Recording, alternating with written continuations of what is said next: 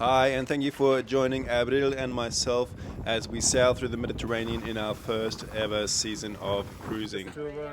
Here's a bit of a recap of our journey so far.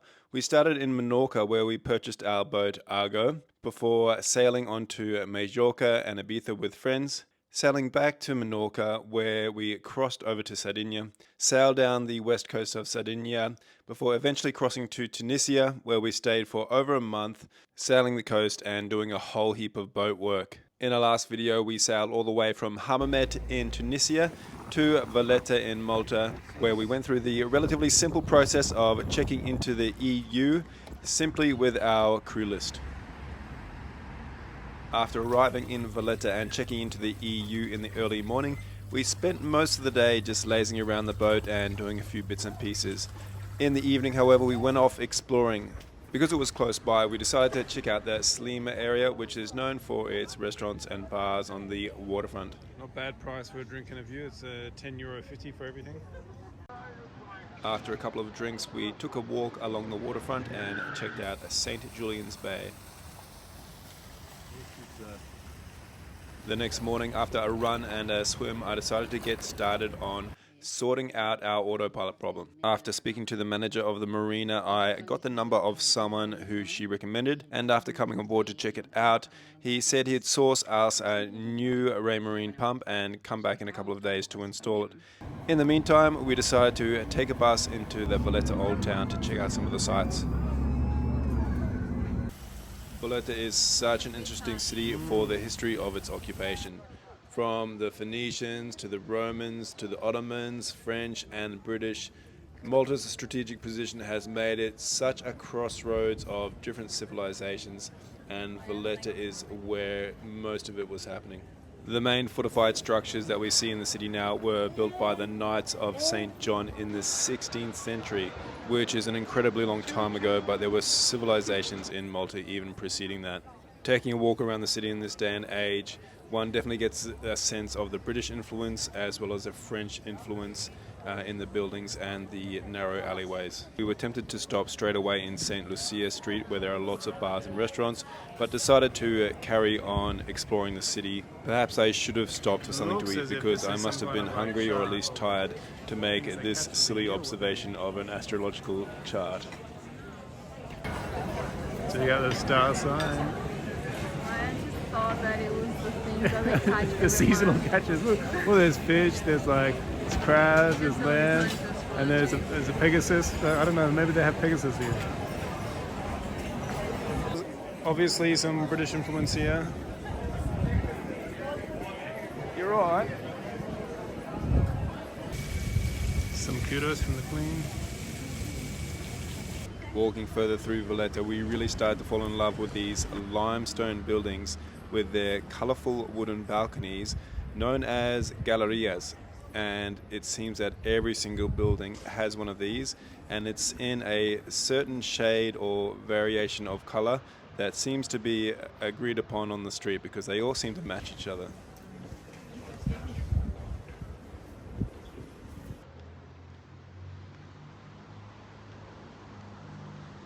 Once down the far end, we were at the main fortifications of the fort city, where we had a really great view of the Grand Harbour on the other side. While we were down that way, we decided to check out the National War Museum. Now, while we don't usually like going to war museums, this one was meant to be particularly good, and I guess it makes sense because so much of Malta's history was shaped around it being a strategic outpost in various wars. We got to freely explore the fortifications, batteries, some of which were open for us to wander around, some of which had exhibitions.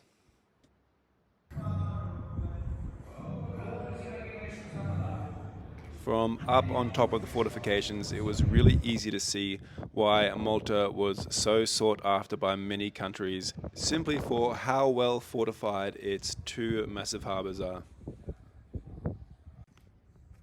We got to walk around the main barracks and were even able to check out the fort's chapel. Actually, further up on top of the battlements is the main part of the museum. Once we were up there, we got a really good view of a cruise ship leaving the Grand Harbour. and even a really nice view of the sunset behind the cathedral.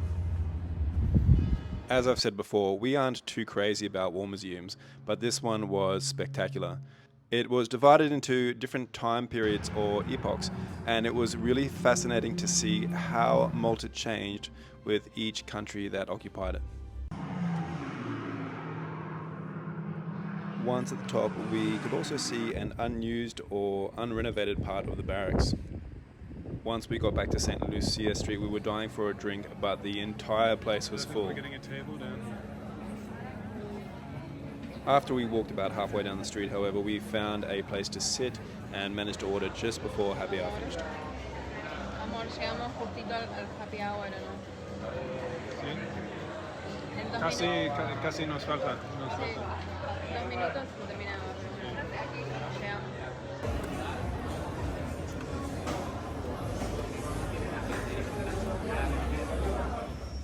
Another lovely morning in Valletta. I'd gotten in the habit of going for a run in the morning and then taking a swim in the harbour with a lot of the older population of Valletta.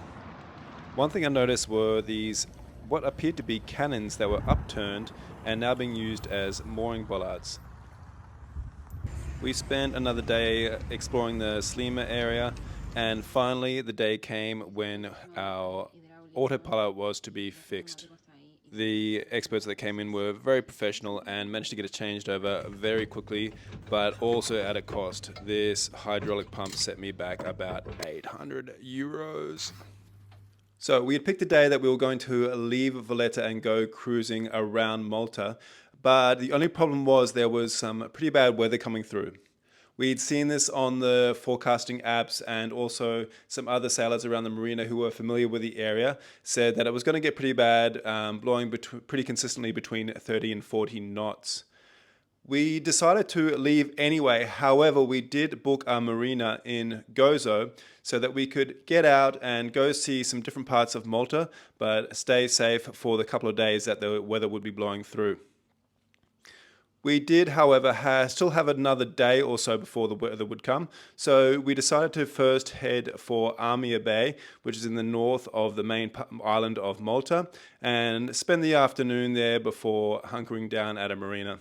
In retrospect, we probably could have stayed quite safely at anchor despite the 30-knot winds, because there are a lot of very protected anchorages in Malta, and we spoke to some people who had done just that. But at the same time, there's just two of us, and we're still relatively new to the whole cruising thing. So we didn't want to push our luck. And besides, there's plenty to see, even being stuck at a marina, so to speak. Okay, so we are leaving Valletta and heading for Gozo in the north. How's things back there?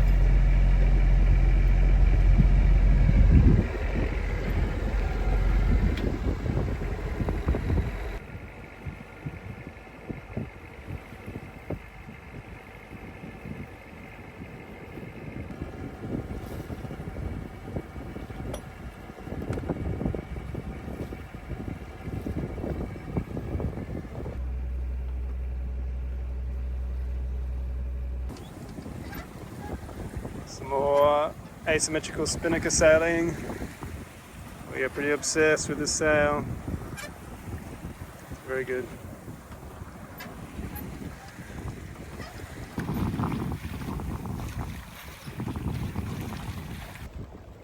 We are sailing up the east coast of Malta on our way to Gozo. We did have the asymmetrical spinnaker up for a little bit, but then there was a really weird wind change and it came back to the original point of wind, but we decided to just go with the jib. We're going along about 5 knots, it's okay. We're in no rush.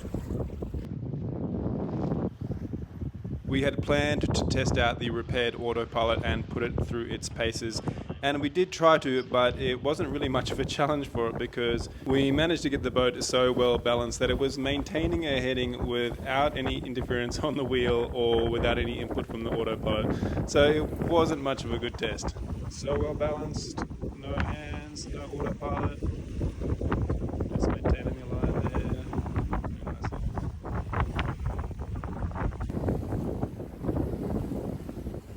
It was a really lovely sail, and we had to go a bit further north in order to tack back into the wind to get to Amia Bay, but we enjoyed every second of it. Once in Amia Bay, it was a little bit glary with the afternoon sun, but the water was still lovely. How was anchoring with the remote control? It was nice. Easy. Yeah. Technology. To be honest, we're very close to the other one, so it's kind of similar. But yeah. It's just so nice to be anchored after like a month and a half. Oh my god, so long out of the marina. After 5 weeks in marinas in Tunisia and another 4 or 5 days in Valletta in a marina, it was so nice to be at anchor finally again. We prepared some lunch and then spent the afternoon just lazing about and swimming. Ryan nos está preparando un almuercito. Unas Con rapiditas. jamón crudo. Sí, extrañamos el jamón porque estábamos en Tunisia, pues haram, jamones de haram. Así que espectacular. The water's not bad. The video does not do it justice. No. Wonder the water here, maybe.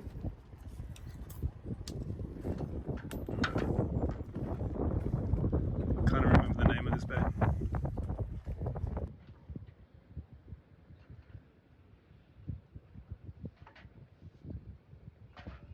After a few hours, the sun was starting to get a little low in the sky, so it was time to head over to Mgarr Marina, which is the main marina on Gozo. It takes only about 15-20 minutes to get across the channel, but we did have to dodge the regular ferries that cross over between the islands, and eventually when we were trying to dock, as the marina uses the same port as the ferries. It's actually a really lovely marina despite the departing and arriving car ferries. There are quite a few bars and restaurants in the port area, but we decided to explore around heading up the hill into Ghajnsielem. It's uphill all the way, but I think it's definitely worth making the trip into town. Just outside the town of Ghajnsielem, there is an abandoned theme park, which kind of has a bit of a twist. Okay, so from what I can make out online and from the signs around, this is like an abandoned holiday attraction park. It's called Bethlehem. I'm not sure if it's meant to be biblical, but it's set up like I guess an ancient village. Pretty cool.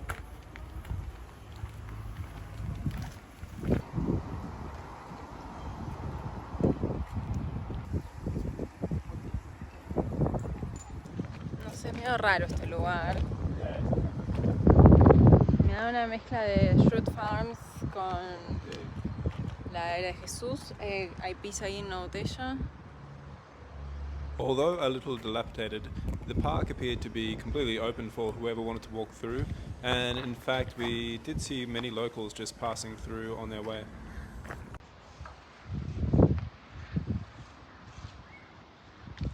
Unless it was another film set.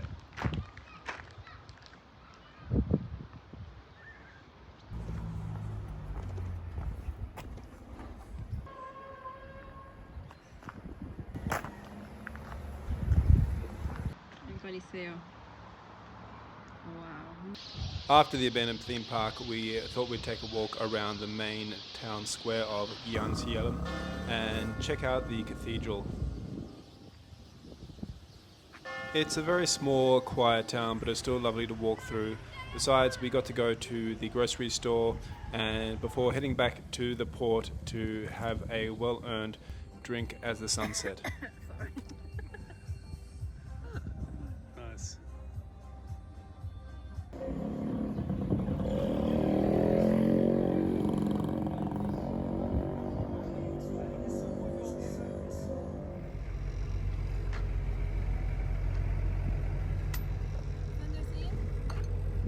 In the morning, we cast off our lines from Mgarr Marina and dodged the ferries on the way out to cross the channel to go to the Blue Lagoon. All in all, it would be a journey of about 10 minutes or less. We arrived at the Blue Lagoon quite early in the morning, but there were already several day boats out there enjoying these incredible turquoise waters. So here in the Blue Lagoon, we did our very first Mediterranean anchoring with a stern to a rock wall mooring. And To be honest, the first process went reasonably well. We anchored with no worries, and I jumped in with Abdul at the helm and tied off at the rock wall and slowly took the slack out of the rope. The only problem was that because of the direction of the wind, which was kind of blowing sideways across the rock wall, I couldn't really get a good angle, and we were kind of angled a bit too close to the rock wall, which at the time was okay, but with the shifting of the wind, it's quite likely that we could get blown into the rock wall.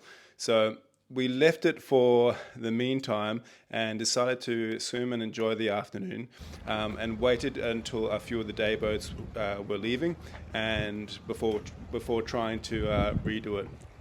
There was an added complication, however, when we discovered, after being in marinas for about 6 weeks, the bolts on the outboard motor had seized up and I could not for the life of me undo them. It was only after a lot of WD-40 and muscle power for a good few hours that I managed to get it loose. And we could relax with a little bit of swimming and snorkeling.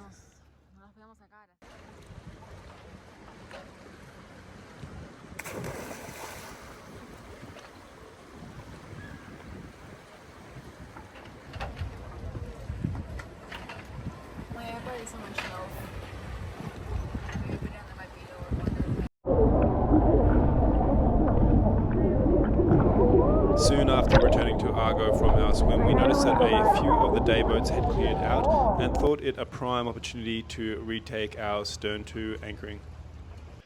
Well, when we were retaking it, the wind was kind of in a worse position, and with not much room to play with, we had to take 3 different takes at it.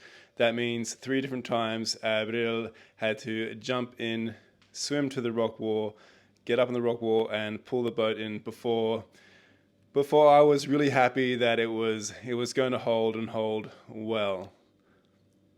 Put it this way, she wasn't particularly happy about having to jump in and get out so many times, but she did a great job in the end. So we just did our first stern to a rock wall mooring. Someone had to get in and out of the water and tie off 3 different times while we retook it. 3 times? Times 2, because I had to jump again to get the knot through the loop because it was getting stuck. So anyway, I jumped like 6 times in total. Yeah, we appreciate it. Well, and we're still on the rocks pretty much. I think we'll do. I'm going to show you in a second. They did very well. Just the 2 of us. We were in fact perhaps a bit close to the rock wall, but with the depth of the water being quite good all the way up to the rock wall and a firm hold on the anchor, I was confident that we were in a good position. Nonetheless, I dove on the anchor and I dove around the keel and the rudder just to see how much room we had, and I was really happy with how it looked.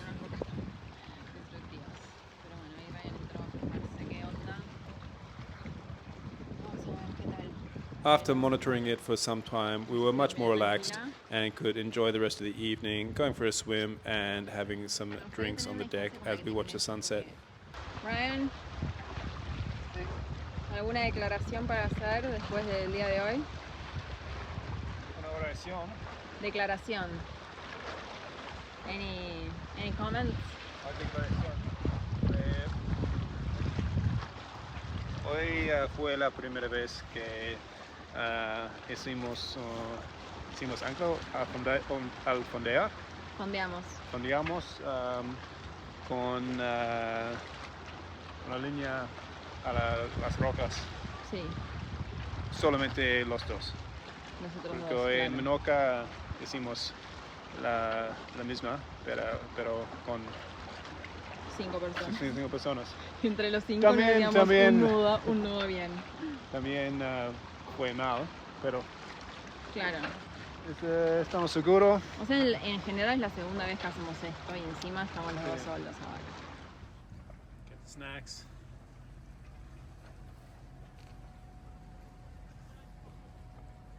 After the day boats had left and there were only the boats staying overnight in the Blue Lagoon, it was much quieter and much more relaxed, and it was one of those moments that just make you so grateful for being able to live the boating life.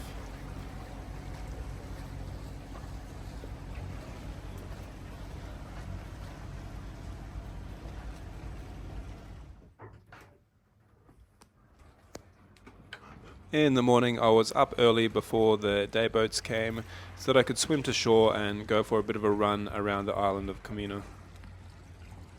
Or should I say swim to shore twice. Morning run. If only I remembered to pack my shorts I wouldn't have to make this swim from the boat twice. Next time. I ran towards the Santa Maria Tower, at top of the cliffs that look out over other anchorages around the Blue Lagoon. Towards the top of the hill and near the Santa Maria Tower itself looked like an old army barracks. Now there was some signs saying that I couldn't go in, but it looked like this place hadn't been used as army barracks for a long time, but there still looks to be a caretaker living there. With some pretty ancient cars that look like they haven't been used in a while.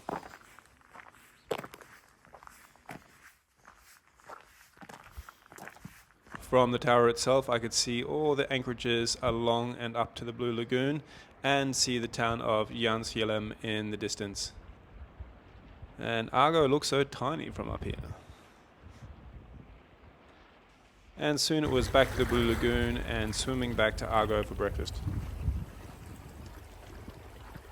We had a relaxed morning of swimming and lazing about in the cockpit. Well, I lazed, Abigail did a lot of crocheting. Yep. I'm off to explore parts unknown in this very well known bay full of day boats. Eventually I figured it was far too much of a shame for Abigail to be in the cockpit crocheting when she could be enjoying this spectacular water. In one of the most beautiful swimming spots in the Mediterranean. And what is she doing?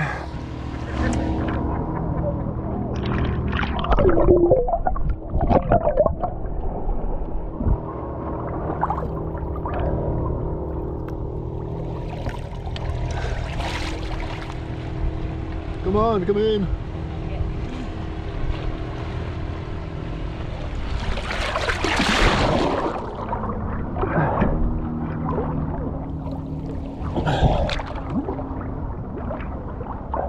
Dale.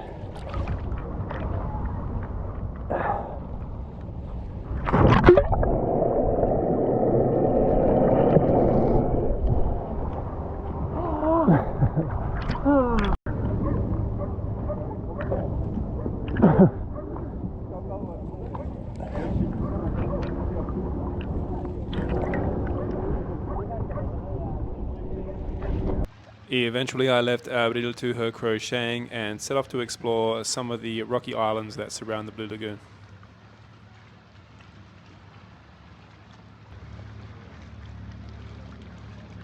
The rocks here are very sharp and jagged, but with some good quality water shoes you can get around them quite easily. By this point the day boats and tour boats had all arrived, so the lagoon was getting very busy.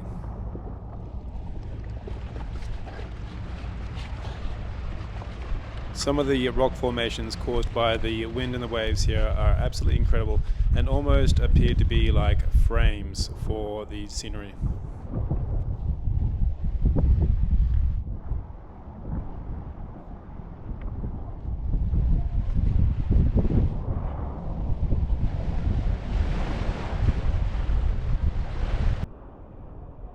It's not just the Blue Lagoon itself that gets a lot of interest from the tourist boats, but even the areas outside with the really deep, beautiful blue water gets a lot of boats with slippery sides and bars and lots of people enjoying their day out.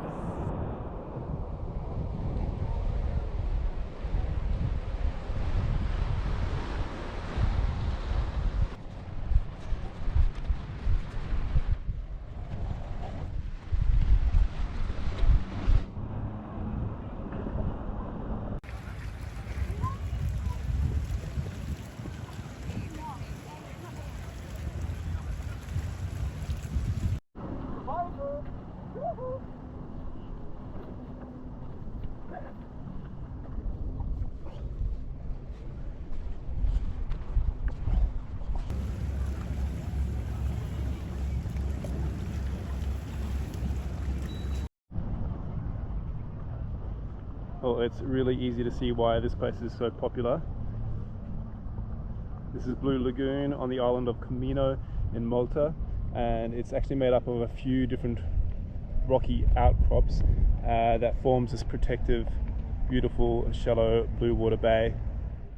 But there are people on both sides, both the weather side and in the bay, snorkeling, swimming, paddleboarding. Eventually it was time to come back to the boat for some lunch, taking care not to get run over by any of the boats or jet skis that were coming in and out.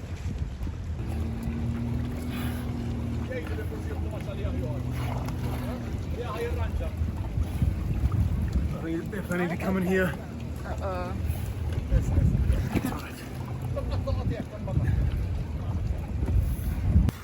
Está llenando de barcos y esto ya está pareciendo un estacionamiento, uno al ladito del otro.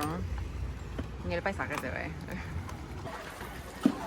Lunchtime in the Blue Lagoon with every single other person in Malta.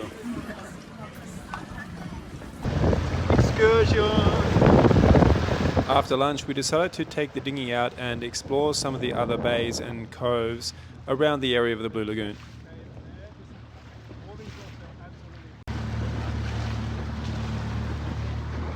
And in fact, there are countless of beautiful spots that we could have anchored in, but we were very happy tied off where we were.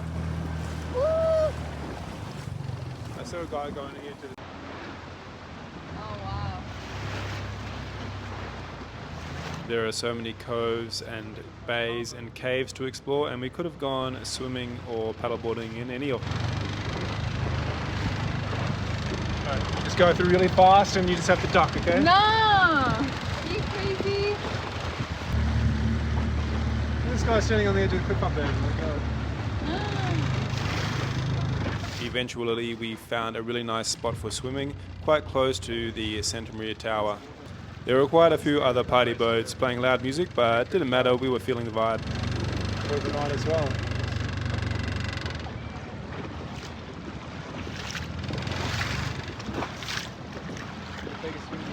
Okay, so we've just taken the dinghy around the corner. I don't know what this bay is called, but it has a really nice waterhole. Some really nice caves, and a lot of boats have also taken advantage of this spot. But why did they just kill the Bee Gees? That's a really nice BJs. Let's go for a swim. Con el barquito. Con Arguito. You can break it. Oh my god, oh my god, oh my god. It's gonna break. Good.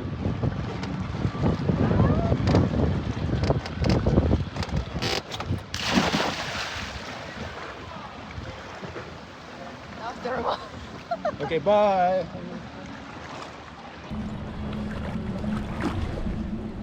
Yeah, the one time we could have really used the dinghy swim ladder, and we didn't bring it. Okay.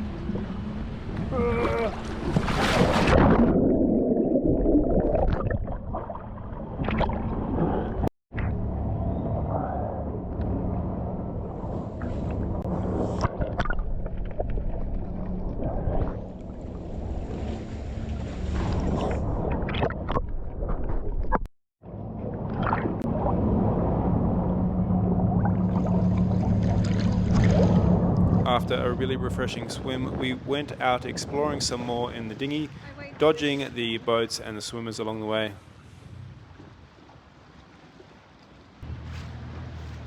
Eventually we came to a really cool looking cave that we noticed several tour boats driving literally all the way into, so that the tourists could take photos, and we thought that we would do the same.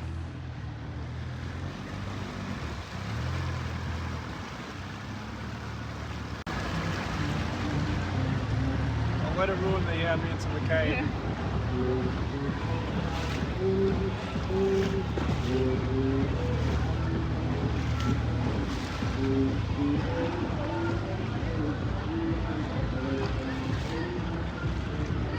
All was well and good until the outboard cut out just as we were entering the cave.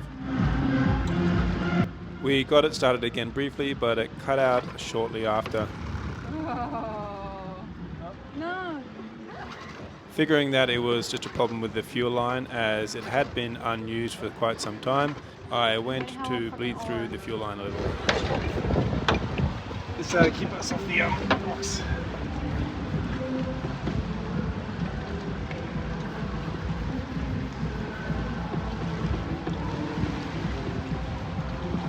After a few frantic minutes of getting the air out of the fuel line and with a tourist boat coming in behind us trying to get into the cave, we managed to get the outboard started and we're on our way. Amor, I got it.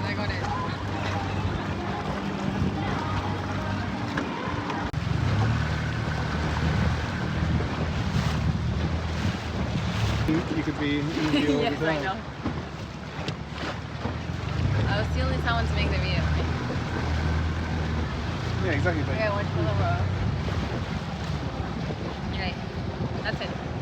We were heading back through the Blue Lagoon when we decided to keep on going and head off to the other side, the north side, to check out what was over there.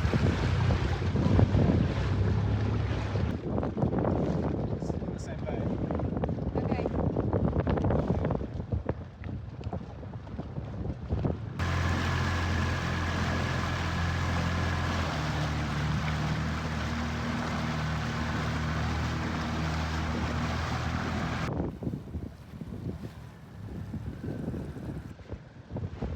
Okay. I don't want to go that way. On the other side, there were yet more coves for swimming and even a cave that ran all the way through to the Blue Lagoon that could be swamped. It's a really nice spot to swim. Not enough time to swim in the water. Yeah. There's rock formation behind you here.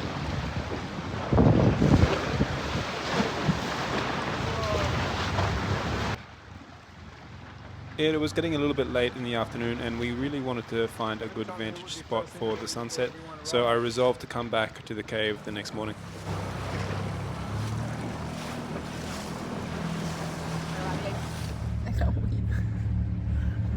Sunset drinks, and check out this location. Whoa. I guess that's the only downside to this anchorage, is that there's those rocks blocking the sunset. Oh, We have to go searching for shame. lighter stuff.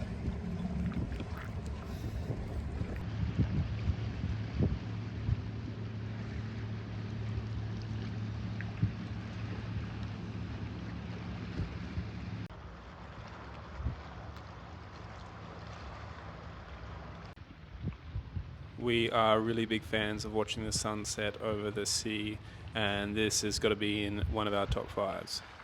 We even have some pretty peculiar traditions. And this has become a tradition of a sunset over the ocean, over the sea. With a rosé. A bottle of rosé usually needs to be something a bit cheaper in a plastic bottle.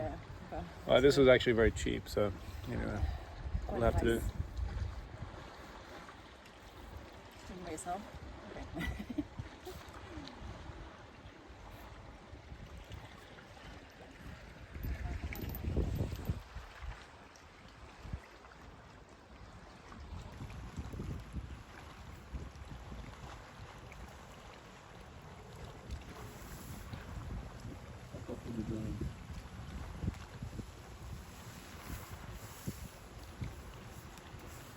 With the sun almost completely gone and getting kind of dark, we headed back to Argo for the evening. And because the next day was a Monday, there was no one else within the Blue Lagoon staying the night, and we had the place to ourselves, so I figured I could bring out my piano and play as loud as I wanted.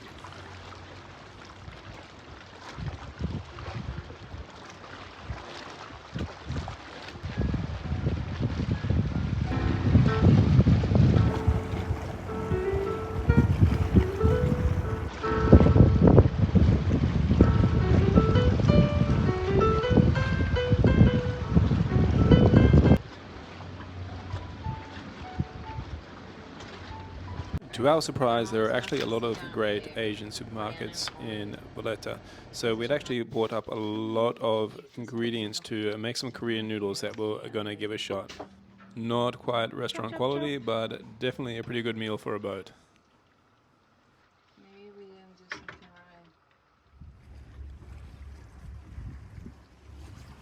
right. In the morning I was up early again to go for a run, but this time remembering my shorts and heading in a different direction along the north coast of Comino. I came across Santa Maria Bay, which is quite a shallow bay, and nearby Chapel of Our Lady's Return from Egypt. On the way back, I passed through an old farmhouse before getting a really great vantage point to see all of the Blue Lagoon. As planned the day before, I set out to go for a snorkel through the cave that connected the Blue Lagoon to the outside. With so many things like the snorkels, fins and GoPro to take with me, I opted to use the stand-up paddleboard as a bit of a cargo vessel.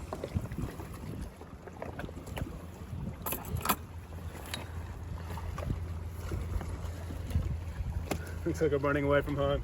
Yep. Don't lose anything, please.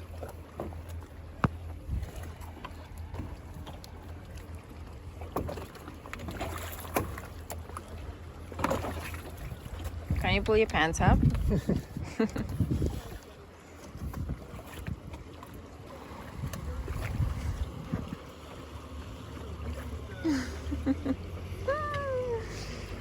Oh, okay. Good luck. Have fun.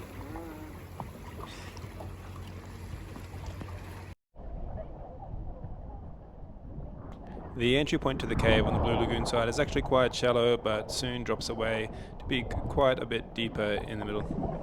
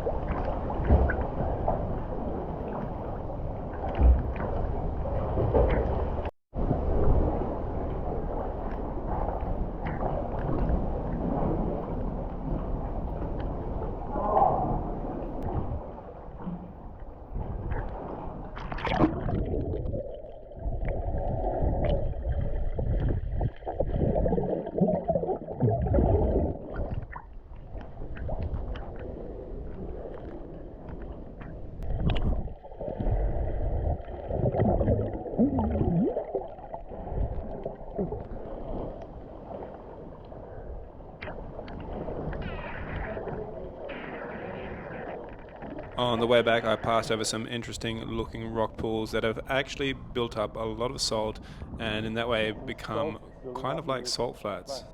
Once back on Argo, it was time to untie from the rock wall, raise anchor and head to our next destination. Goodbye Blue Lagoon, Comino. Who knows, we might actually be back here in the next couple of nights. See how this next spot is. And it reminds me, where are we going?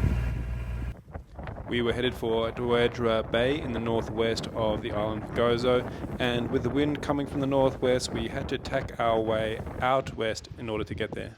As always, thank you so much for watching and following our journey as we sail through the Med, and please like and subscribe so that you can stay up to date, because in the next video we'll be visiting Dwejra, including the inland sea, the Blue Hole, and even Popeye Village before heading back to Valletta. See you next time.